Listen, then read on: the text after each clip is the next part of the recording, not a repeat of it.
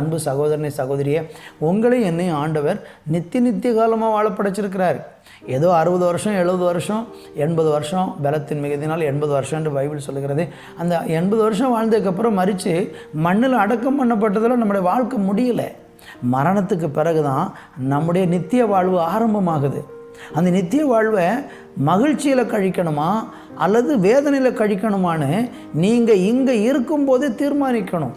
நீங்கள் தெய்வத்துக்கு பயந்து தெய்வத்துக்கு கீழ்ப்படிஞ்சு தேவனுடைய வழியில் நடந்தால் உங்கள் வாழ்க்கையினுடைய இறுதி காலம் அல்லது நீங்கள் மரணத்துக்கு பிறகு வாழப்போகிற நித்திய வாழ்வில் சந்தோஷமாக இருக்க முடியும். தேவனுக்கு கீழ்ப்படியாமல் பாவத்துக்கு அடிமையாகி இந்த உலக இன்பங்கள் சிற்றின்பங்கள் மயக்கத்தில் நீங்கள் சிக்கி தவிச்சு வாழ்கிறீங்கன்னா உங்கள் வாழ்க்கை வேதனையும் கண்ணீரும் பற்கடிப்பும் அழுகையும் நித்திய ஆக்கினையுமாய் இருக்கும் என்று வேதம் எச்சரிக்கிறது.